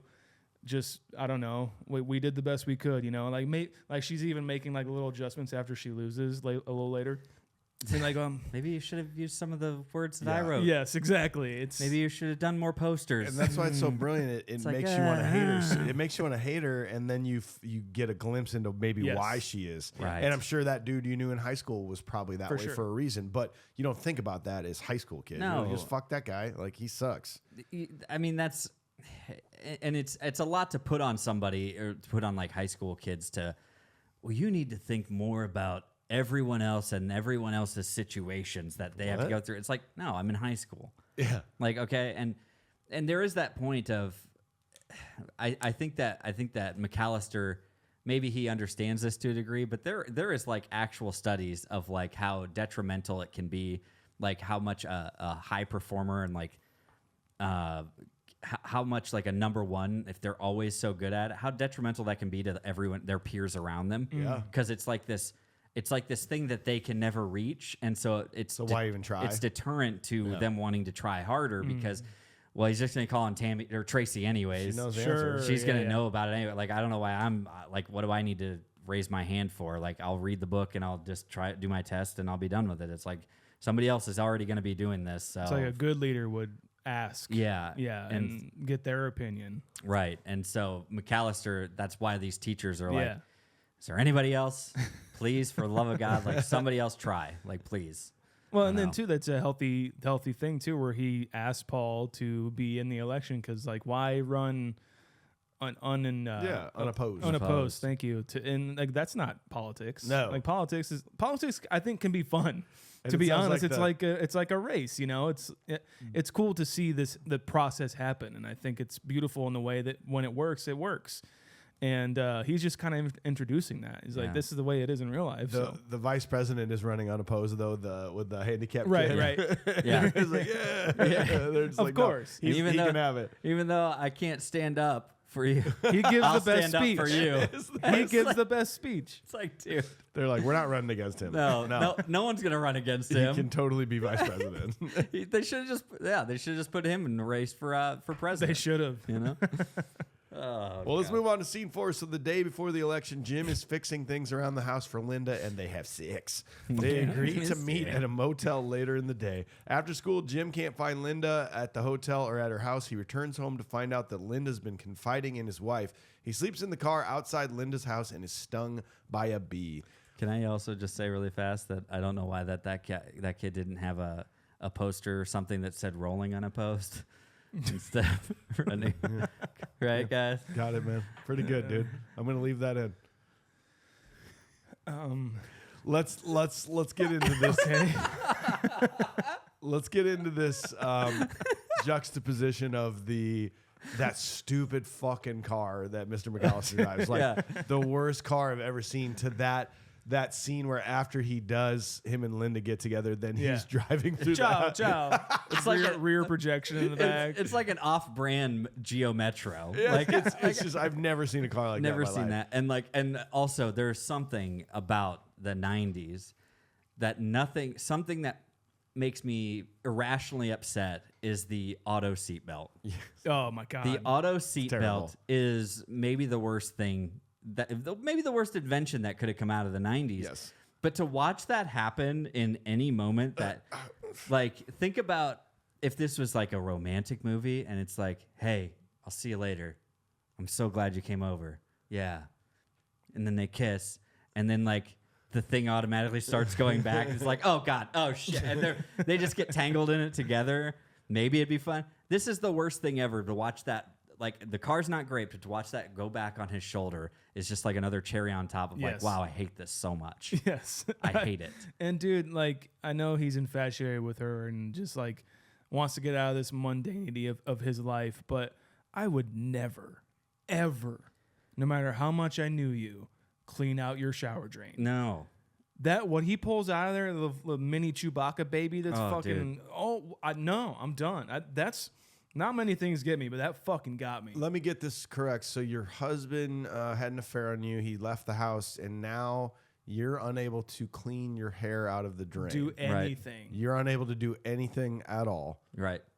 Okay. All right. Just checking. Just want to make sure that this is where we're at, right? Like, you can't do anything. You really can't do much around the house for yourself. Of what you're saying, you got, she has the baby, but let's just be clear.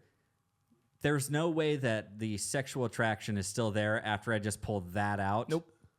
And it's like, I'm gonna need. It's like, even if she did that thing where it's like, thank you, Jim, I'd be like, yeah, it's no problem, because I need at least an hour to be able to like cleanse I don't my know where brain that of this. hair came from. No, I'm gonna go to the high school shower and clean my Which is butthole and totally- clean everything. I'm gonna go wash my ass. Which, as dirty as the high school shower is, it's still cleaner than your shower. Yeah. So much better than what I just like ripped out of there. I'm gonna throw this out there. If we were on a train to go punch a face, I'm on board. That's what I'm talking about. That'd be a good prop. There's a prop. I'm just gonna be the one that goes out on the limb here, that the punchable face of this movie for me is Linda. Maybe even Jim's wife, but we won't go there. This really sucks because it takes two to tango. It sure does. And forgive me for saying this, but Linda initiates this sexual contact. Now, Jim should not have He was ready for it. Should not have reciprocated. But he has proven that he was ready for it. She knew that all she had to do was just touch him and he'd go hard. Yep. I mean, because he's ready. And the fact that this happens and then she still also feels no remorse and is like, let's meet up at the hotel. Yeah. And then goes over to her best friend, his wife's house, and's like, yeah, this happened, and you're still gonna love me, and we're still gonna be friends, but Right. you're gonna get divorced with Jim. It's better because I came and told you about this thing that happened, and I told you the way it happened in my narrative of that, and that's what's being pushed now. And how long have they been in that house together? Yeah. And she stayed the night there too. Yeah. She didn't go home that night. They basically were like, we'll just have girl talk. We'll just have girl talk. Because now we've both been through it. And girl talk will just turn into experimenting again. Yes. Then Men suck. Yeah, and then we'll just raise Daryl together. I'll say that. I'll take one for the team that Linda, we are equal opportunity punchers. Linda needs to be punched in the face. I'm kind of with you, man. Like, obviously, yes, he's shitty for doing this, but to be like, yeah, it was a moment of weakness, and You took advantage of me. Yeah. It's like you came on to me. You came on to Jim. Like, that's the facts. You wanted of a it. piece of Jim and you couldn't handle yourself. Yeah, I was lonely. You took advantage of me. It's like, okay, you came on. But yeah, I don't know, Linda. There was one kid that I wanted. No, yeah, the kid who kind of gives the thumbs up to Tracy. Oh yeah. Not even Larry. I think Larry. You know what? This also. We'll get there. I want you to go. Yeah. Isn't that the kid who you're talking about? Thumbs up, or like the guy who's like, "Those are the rules, Mr. Mr. Those are the rules. That's Larry. That Larry. Okay. And the other kid is The short Okay. kid. Okay. Yeah. Yes, you're right. You're right. Larry is in the. he's in Fired Up. He's had some great credits actually. It's weird to see him He's here. very funny. It is. That's really all I got. I mean, like I think I'll equal opportunity punch Linda the- Footsie though, Mike. the fucking build up to this whole thing though is so brutal, dude. Like he's like, okay, everybody, pop quiz. You know, he's just so stoked and gets like chocolates and everything to the crummy hotel Yeah, thing. And just waits and like you kind of like he's got the walk of shame after he's like, you know, hours have passed, But then he gets home, grabs a Pepsi, and just like the slow, like he hears the baby cry, the slow peak, and they're both just there waiting. It's so fucking brutal. Oh yeah. It's amazing. Because you know, I mean, like, you know this is what happened. Oh, Even yeah. on your first watch, you're like, oh, shit. And he should know that, too. Yeah. Yeah. He should know, maybe we don't go home tonight. We're not. Yeah. Like Maybe we call home to Maybe- be like, hey, what's going on? I'm sorry I'm late. Well, I love movies where like the movie figures it out, or like the audience figures it out as soon as the character does. You know, Uh-huh. like you kind of have a feeling, like maybe he had a feeling, but then like you hear that baby cry and you're like, We don't have a baby. Yeah. Yeah. They're trying to have a baby, and it's his fault that they can't. And so it's even yeah. more burning. Yeah, and that is, I think, that's probably the toughest part is I feel like as the audience you do know kind of going into that with as much, you almost know it right as you see how much effort he's putting into it. Yeah. You're like, this You isn't can going to kinda end see it well. coming. Like what you're saying, yeah, it's not going to end well. And then it just, this is like this part where it devolves for McAllister. I mean, he gets stung just to show how bad it really is. Just get stung in the face. Ow! Jesus. That Fuck. Ow, Jesus fuck. his reaction to the bee sting is amazing. Like, even though like upon first watch I was like, that's a little hokey, or like kind of like but then I'm just like, that's hilarious. That's how you would react. Like, Yeah. oh, Jesus. Did I just get stung in the eye by a bee? Like that's Like, this is what's gonna freaking happen right now? Right now? Yes. This is the getting kicked while you're down. I mean, Yeah. it's and then for him to actually sleep in his car outside of her house because he knows he can't go home. Yeah. I read that he actually peed against that tree. that was Oh, him yeah. actually peeing yeah, I on read the tree. that too. That's amazing. Which is so awesome. He's just like, fuck it, I'll just pee on this I had tree. to piss. I had to go do a take. They wouldn't let me go. God, dude. One more thing I wanted to bring up. Did you hear that Tammy was supposed to be played by Thora Birch originally? Yeah. Oh. I would have liked that a lot. Tammy, yes. I do really like, is it Jessica Campbell? It's plays? yeah, I think that's who it is. She's really good in it, but Thora Birch would have been really good too, yeah. This is the time. This is what 99. When was American Beauty? 2001. So this is like and she was perfect in American Beauty. So I just think she would have played that angsty teen really well. Very sure. Sure. Yeah. I like the braces of Jessica Yeah, Campbell. that is- It's yeah. a really good touch. All right, well, let's go on to the final scene. So Jim oversees the ballot counting and decides to throw 2 ballots in the trash to make Paul appear to win. It's announced at the assembly, and Tracy's broken. Jim goes to stay in a motel. Returning to school the next morning, it turns out the janitor has found the missing ballots. He resigns from his job, and it becomes a nationwide story. Jim moves to New York. Tracy is class president and then goes to Georgetown. Paul goes to Nebraska. Jim and Tracy have one last encounter. I love the whole build up too, like, because this whole movie's building up to the result of this election. You know, everything's The movie's called culminated- Election, man. Yeah, it's culminated to this moment, you know, and it gets everyone's perspective the night before, and it's Jim, like his whole life is literally just come crashing down. But then you get, you know, Paul kind of his prayer. Yes. He goes, Lord, forgive me for my sins, whatever they may be. Whatever Like, because they may he be. basically doesn't know. He can't tell you what he's done wrong in life because he's like, I'm sure I have. I just don't know what it is. I love My friends, my talent, and from what I've been told, a big penis.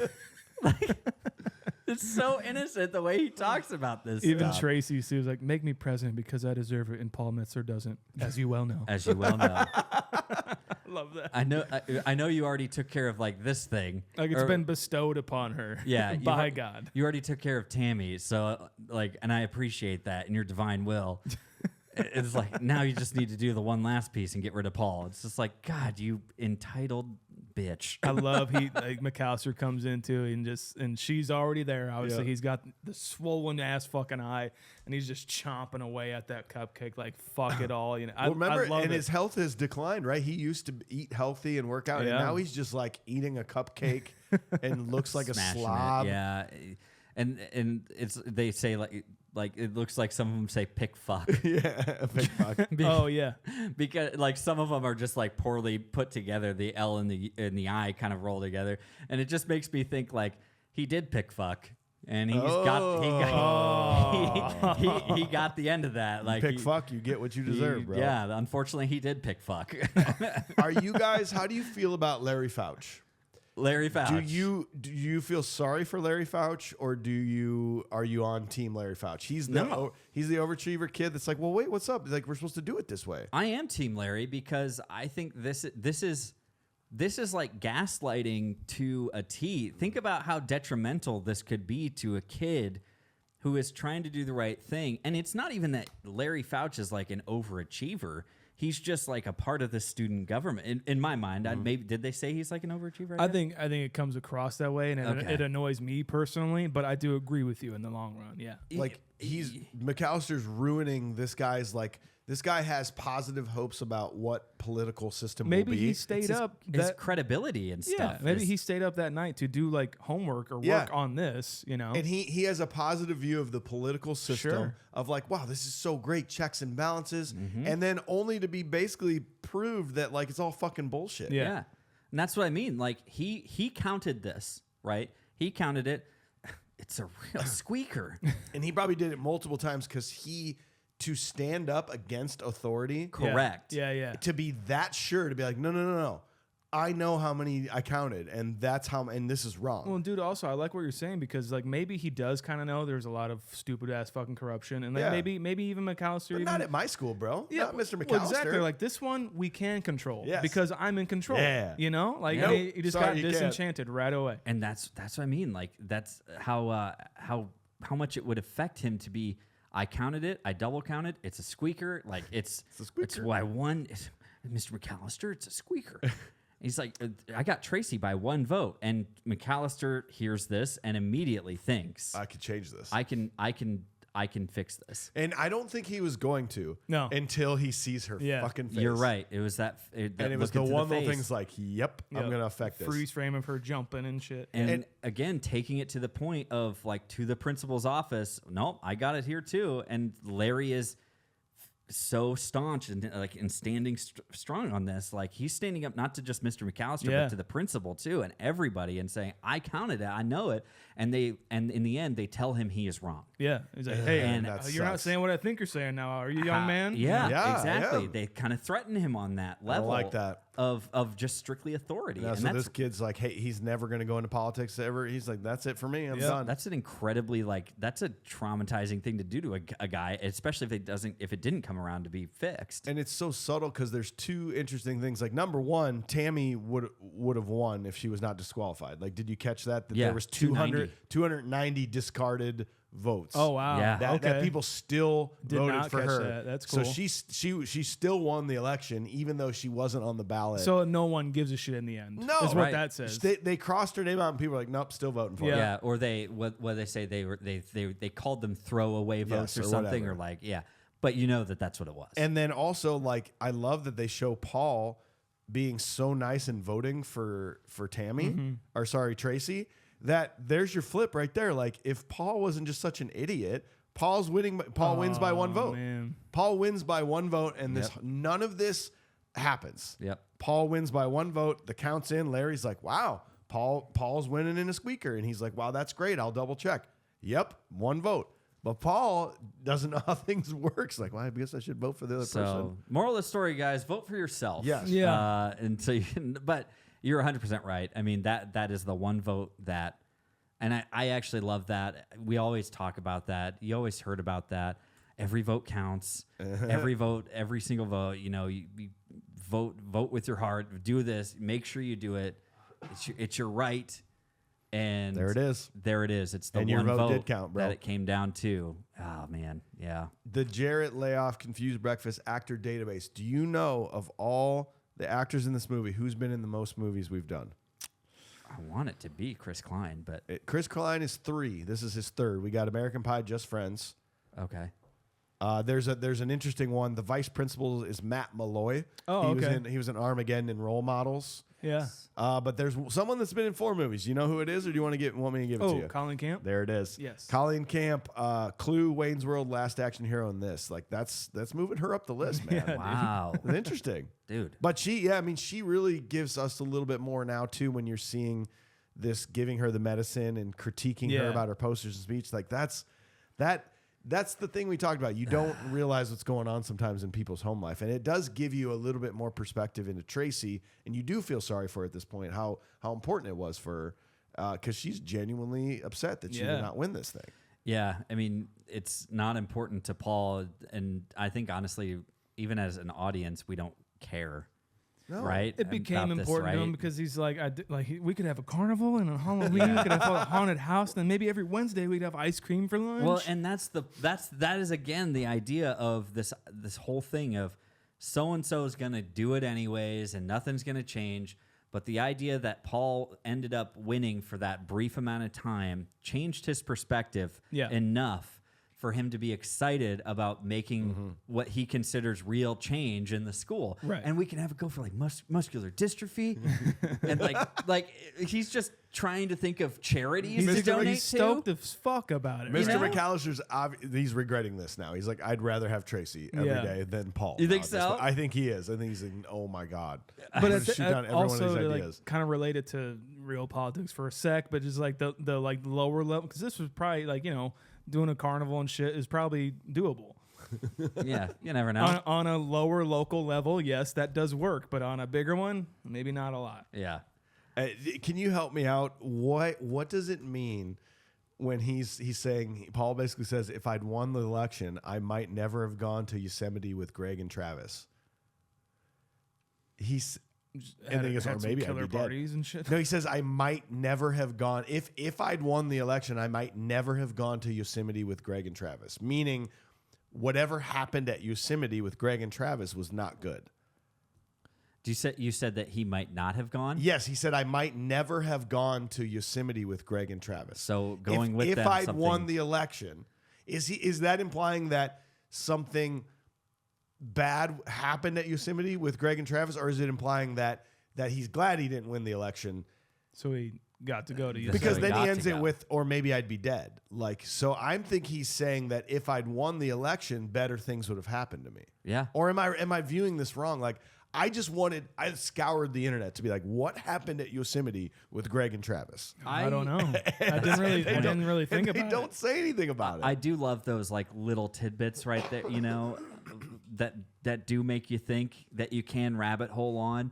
I think it's a funny thing though that he probably things would have been probably better for Paul if he had the opportunity to focus on this, because he says, I didn't get to play ball and I didn't get to be president, and then Lisa left me for my friend, whatever his name was. Yeah. But Paul just has a positive outlook on life. He really does, yeah. Essentially. But maybe it would have been a much better thing for him to be able to focus on this politics thing. Okay, that's interesting. And maybe he wouldn't have gone. Yeah, I think that personally, I do think that that's the case, and I also do believe that even though if Paul would have won and Tracy would have lost, she still would have gone to go and do the same things. The fact that she was a high school student body president did not affect her going and being in politics. Georgetown. Yeah. Going into Georgetown, yes. Like, it just didn't. There's no world that you can convince me that would have changed. Yeah. Yeah, you're right. I mean, yeah, she would have just kept doing it and doing it and doing it until she won something or got somewhere. Yeah. I do love like the shot of everyone in the principal's office, and he walks in and it's just like, oh fuck. Oh yeah, that moment, like he looks around into that door just like he does looking to his wife and Linda. He's like, oh shit moment. And it's probably just the same. I wonder if the same response. Okay. Okay. There was one thing that I forgot to mention though, and it was about how Tracy is editing like photos in the yearbook, and how she's like cutting somebody out of a photo. It was Dave, I thought. Is that who it was? Yeah. Okay. So editing Dave out of the photo, the yearbook. Yeah. Oh man. And dude, the cut to Dave is like, I wonder where Dave is right now. He's just like putting price tags on patio sealant. It's like a True Value or something. This is such a wild ending, man. Because dude, like you see what happened to Dave for fucking up, and then you get a little more insight on like Mr. McAllister. Like he still views himself as like the victim in all this. Sure. Don't you feel like it doesn't seem like he learned anything. He's still the victim. Tracy was the reason why all of this happened. It's just so weird to me how he just doesn't seem like he's pretending like he's in this better place, but in reality he's not. No, he wasn't happy, and he didn't realize it was because he was in the situation. It was the situation itself. It wasn't Tracy or anybody else. Right. But he views Tracy as like almost the reason. Yeah. Well, and then did you see the alternate ending, like the original ending? Did you watch it? I didn't see this. What did you think about it? Because I don't think that was the right call. I don't think so either. I think it's interesting. I think because they kind of reconcile in the end. Oh, really? Yeah. They have like she shows up and like basically asks him to sign the yearbook, right? Yeah. Like, and that's it. And I really think that it's the more human and more like vitriol he has towards her is where it should have ended, like where it does in the theatrical version. But yeah, it's interesting. I like it. Yeah. I do think it ends kind of in a similar theme of maybe what I was saying earlier. It just sounds a lot of when you have Matthew Broderick, when you have Jim McAllister narrating, it sounds like a lot of him trying to convince himself that things are either better or worse, not his fault, like whatever it is, right? Like she ended up taking the house. I got the car. Great idiot. Sees Larry.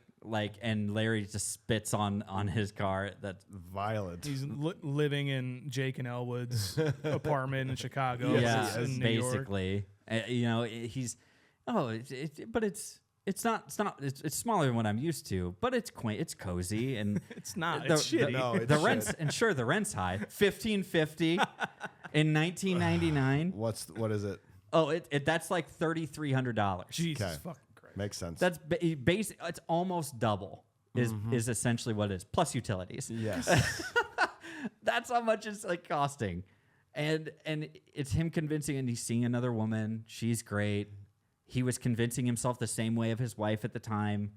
It's just he's never honest with himself, and I think it's totally a credibility thing, like you're saying. Like, how are we supposed to rely on any of these narrators when he's not even convinced of his own things? It's crazy. And it's poetic. He throws a Pepsi at her at the end. Oh my God, yeah, it's so good. Like it ends perfectly. I think that I didn't even fucking gather that. God damn it! Thank you for saying that, because he throws it. It's a Pepsi. I thought it was a milkshake. Yeah, I think it was a milkshake in a Pepsi cup or something like that. Yeah. I love the way that this ends though. He sees her and it's this growing thing. It's another freeze frame on her, dude. And it's the honesty that he just keeps convincing himself that it's not there, and then he gets more and more honest. Who the fuck does she think she is? And throws that cup, and finally we get some honesty out of this man. Yeah, exactly. And then he runs off. Oh my God. That's well, great, we have dissected this with a modern eye. It's time to give it a modern day rating. We got to start with Sean. What do you think about this one, man? I still love this movie, you guys. I think it's so smart. I think, like I said in the beginning you start watching this and you're like, it's just another high school movie, but then no, it turns into this like very frenetic filmmaking and very smart, very callbacky in the way that it is. And I love Alexander Payne's movies. I will check out anytime. I can't wait to see his new one. It's also Oscar nominated. I love it. I'm gonna have to say 7.8. 7.8 for Sean. AJ, what about you? Oh, this is tough. I didn't end up looking back on my ratings, see where this might fit in. I do really like the movie for the reasons of, I do think it's a well put together movie. I love the acting. I love the storytelling of it. It's a very, very fun play on the unreliable narrator, skew, kind of genre, things like that. I really do like it, and the more I watched it, the more I came to appreciate it. But in the end, it's also I'm not going to say though that it's one that I'm going to revisit regularly, because in the end, it's actually kind of a heavy movie. Mm-hmm. It really is. I do see this as like I totally understand why this is like a precursor to Glee, and why it falls in the same vein as like Heathers, and it's a very dark comedy. This is borderline. It's like a safe version of like a Black Mirror story. It's kind of crazy. just basically watching this guy's life fall apart over the course of a week because he can't get out of his own way and because a janitor's kind of a cynical bitch. I really like the story. The acting is great. I think it is one of Chris Klein's best performances, especially as a first performance. I would love to see this movie almost kind of remade today, in a way. Not saying like frame for frame, but just like a new version of it. I think it should exist if it doesn't already. I will give this movie a 7.35. 7.35 for the age. Yeah, I'm mad at myself for not giving it another chance over the last decade or so, because I just thought it was some sort of teen comedy or whatever, and it's not. It's a dark adult comedy drama. Like it's brilliantly written, such great acting. It's awesome. I'm actually going to give it pretty high. I'm going to give it an 8.1. Nice. Wow. We got to go to Starling. So he says, watching this with a modern eye made me nervous. I did not want to observe this movie that I own on DVD despite not owning a DVD player and ruin it by looking too closely. What happened was the complete opposite. I've seen this movie every 3 to 4 years for the past 2.5 decades, but this viewing showed me an entirely different movie. Tracy always seemed like she was supposed to be the nemesis to Mr. McAllister. She tugged at his thread to completely unravel his life. He first loses his best friend, then his wife, and finally his job and possibly his sanity by the very end of the movie. Will anyone ever stop Tracy Flick? Now, I see this movie as a story about what happens when two different men don't deal with their own inferiority complexes, but instead project everything onto a 17-year-old girl as if she was an adult pulling the strings of their world. Yeah. One treats her like an adult. He wants a relationship with her that he cannot have with a real woman, pretending to be the man he wishes others would see. He's a novelist. He's a musician. He can see your soul. The other treats her like an adult so he can vilify her and make her the scapegoat for his own life's inadequacies. He's a beloved teacher and a husband until this siren tries to destroy it through her own ambition. Both of their lives are blown up as a result of not learning to walk away from this teenage girl. We open with Mr. McAllister living a modern-day influencer's aspirational life, a sunrise workout, happy shower at the gym, despite being capable of doing all of this at home. We need him to see Tracy setting up unnecessarily early to start her unchallenged campaign. To him, Tracy has no challenges, but he does. Tracy makes a comment here that hits hard for someone like me who was also a high school teacher. The idea that it must be hard teaching students every year who go on to become more successful than you. This would be the perception of a girl like Tracy. She's highly driven and ambitious, but lower middle class. Her life is fine, but she must work twice as hard as everyone else if she wants to move up. Her mother was a paralegal. She will become the lawyer, but not without sacrifice. She doesn't need to be popular in high school because she's never going to see these people again. Reese is playing Tracy as a young person who may sound intelligent, but she is still naive. She knows you think she slept with Dave because her father died when she was young, but she wants you to know it's really because he makes her feel safe and protected. Such a great line by the writer. The truth is, Mr. McAllister is an unreliable narrator. As he tells the story, everything he says is always the most thought out and well-articulated hero's point of view. He starts by telling us how wonderful his life is, but that's a lie. He implies he can't let Tracy win president because she will be the Lolita who to threaten his marriage. Another lie. Later, we hear Tracy say that he couldn't even get his wife pregnant. I don't believe Tracy said that. That's just his version of that story. He needs us to dislike her. That garage band is an Easter egg to his and Dave's desperation for a different life. No hate on amateur musicians, all in capitals. But these two are playing and jamming to escape their mundane lives. They will always be in that garage. There's no chance of a stage. That is true. McAllister, as a teacher, never reported Dave for sleeping with a student because he couldn't lose the escape. Tracy did this. She ruined his life, and now he's going to ruin hers. The only honest narrator in this story is Paul Metzler.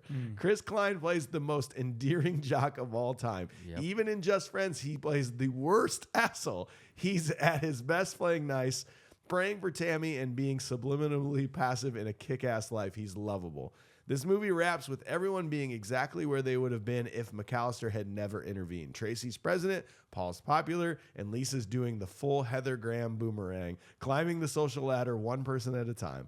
The only person who McAllister helped was Tammy, who we can only hope finally gets that girl-on-girl action she desperately desires in her new school. The final line McAllister narrates is about how wonderful his life is in New York City, even suggesting he's still a teacher while leading tours at a natural history museum. Trust me, New York City is not the city to move to if you have an inferiority complex. I love having my eyes opened after watching this movie for 25 years. My rating have gone down otherwise, but this viewing just reaffirmed that this movie is smarter than just a high school movie, and I'm keeping my rating at 8.5. Lastly, R.I.P. to Jessica Campbell, aka Tammy. She nailed that role. My best friend went to medical school with her after she gave up acting, and he would share little stories with me. She sadly passed in 2020. Dang. Oh.